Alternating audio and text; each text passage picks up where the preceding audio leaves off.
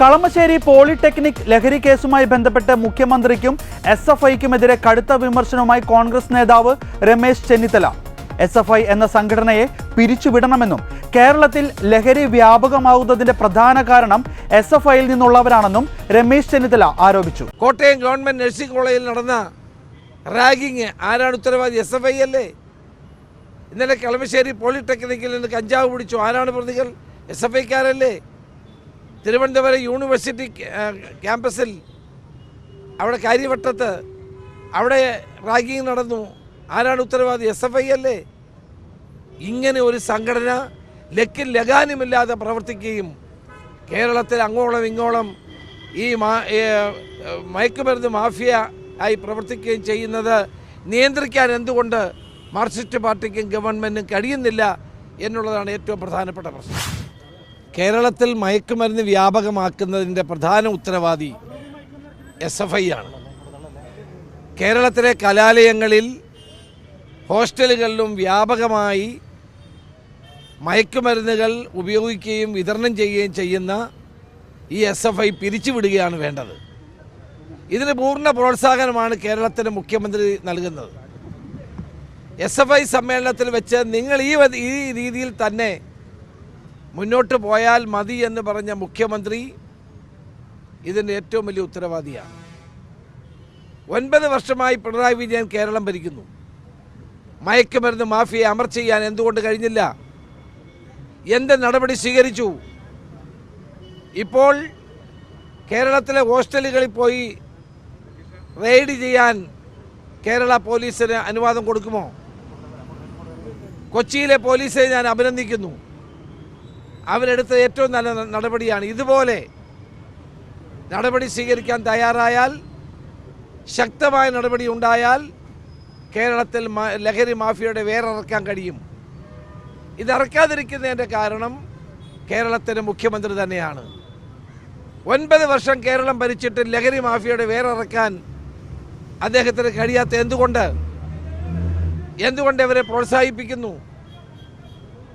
ഇവിടെ SFI എന്ന് പറയുന്ന സംഘടന കേരളത്തിലെ ക്യാമ്പസുകളിൽ നടത്തിക്കൊണ്ടിരിക്കുന്ന അക്രമങ്ങളും ലഹരി വ്യാപനവും തടയാൻ എന്തുകൊണ്ട് പാർട്ടി ശ്രമിക്കുന്നില്ല, പോലീസ് ശ്രമിക്കുന്നില്ല?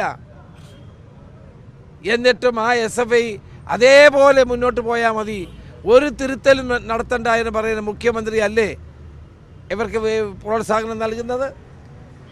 അതുകൊണ്ട് കേരളത്തിൽ ലഹരി അവസാനിക്കണമെങ്കിൽ SFI എന്ന് പറയുന്ന സംഘടനയെ പിരിച്ചുവിടേണ്ടി വരും. കേരളത്തിലെ ചെറുപ്പക്കാരെ വഴിതെറ്റിക്കുന്ന, വിദ്യാർത്ഥികളെ വഴിതെറ്റിക്കുന്ന, കലാലയങ്ങളിലും ക്യാമ്പസുകളിലും അക്രമങ്ങളും അതോടൊപ്പം തന്നെ തല്ലും ഒക്കെ ഉണ്ടാക്കുന്നവരാണ്. സിദ്ധാർത്ഥൻ്റെ കൊലപാതകം ആരാണ് നേതൃത്വം കൊടുത്തത്? ആരാണ് ആ കേസിലെ പ്രതികൾ മുഴുവൻ? SFIക്കാരല്ലേ? കോട്ടയം ഗവൺമെൻറ് നഴ്സിംഗ് കോളേജിൽ നടന്ന റാഗിങ് ആരാണ് ഉത്തരവാദി? SFI അല്ലേ? ഇന്നലെ കളമശ്ശേരി പോളിടെക്നിക്കിൽ നിന്ന് കഞ്ചാവ് പിടിച്ചു. ആരാണ് പ്രതികൾ? SFIക്കാരല്ലേ? തിരുവനന്തപുരം യൂണിവേഴ്സിറ്റി ക്യാമ്പസിൽ അവിടെ കാര്യവട്ടത്ത് അവിടെ റാഗിങ് നടന്നു. ആരാണ് ഉത്തരവാദി? SFI അല്ലേ? ഇങ്ങനെ ഒരു സംഘടന ലക്കിൽ ലഗാനുമില്ലാതെ പ്രവർത്തിക്കുകയും കേരളത്തിൽ അങ്ങോളം ഇങ്ങോളം ഈ മയക്കുമരുന്ന് മാഫിയ ആയി പ്രവർത്തിക്കുകയും ചെയ്യുന്നത് നിയന്ത്രിക്കാൻ എന്തുകൊണ്ട് മാർക്സിസ്റ്റ് പാർട്ടിക്കും ഗവൺമെൻറ്റിനും കഴിയുന്നില്ല എന്നുള്ളതാണ് ഏറ്റവും പ്രധാനപ്പെട്ട പ്രശ്നം. അടിയന്തരമായി ഈ സംഘടന പിരിച്ചുവിടുകയാണ് വേണ്ടത്. രാഷ്ട്രീയ സംരക്ഷണമുള്ളതുകൊണ്ടാണ് ലഹരി മാഫിയ കേരളത്തിൽ വ്യാപകമാകുന്നതെന്നും 9 വർഷം കേരളം ഭരിച്ചിട്ടും ലഹരിയുടെ വേരറുക്കാൻ കേരളത്തിലെ മുഖ്യമന്ത്രിക്ക് എന്തുകൊണ്ട് സാധിച്ചില്ലെന്നും ചെന്നിത്തല ചോദിച്ചു. പോളിടെക്നിക് ലഹരി കേസിൽ രാഷ്ട്രീയ പോരും മുറുകുകയാണ്.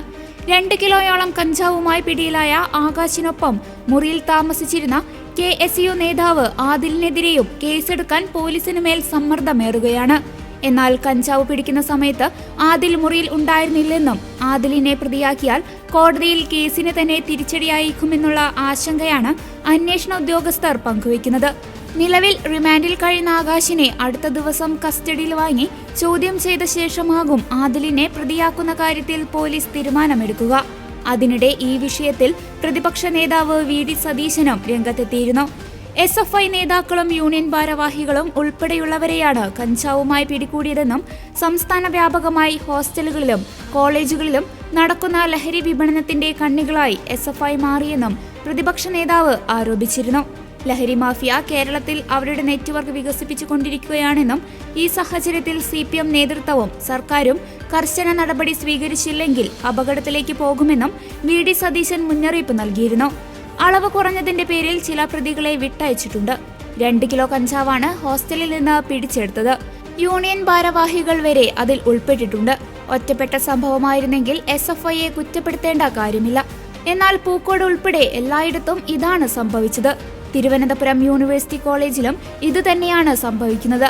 ഭിന്നശേഷിക്കാരനായ വിദ്യാർത്ഥിയോടാണ് കൊടിമരത്തിൽ കയറി കൊടികെട്ടാൻ പറഞ്ഞത്. അതിനെ തയ്യാറാകാതെ വന്നപ്പോൾ യൂണിയൻ മുറിയിൽ കൊണ്ടുപോയി മർദ്ദിച്ചു. എല്ലായിടത്തും SFI ആണ് ലഹരി മരുന്നിനെ പിന്തുണ നൽകുന്നതെന്നും VD സതീശൻ ആരോപിച്ചിരുന്നു.